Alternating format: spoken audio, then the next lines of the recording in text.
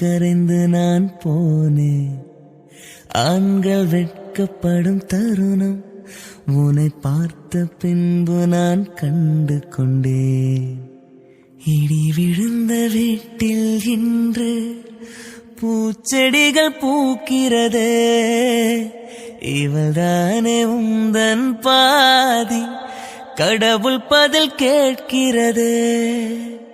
வியந்து வியந்து உடைந்து உடைந்து சரிந்து சரிந்து மிரண்டு மிரண்டு இந்த நிமிடம் மீண்டும் பிறந்து உனக்குள் கலந்து தொலைந்து தொலைந்து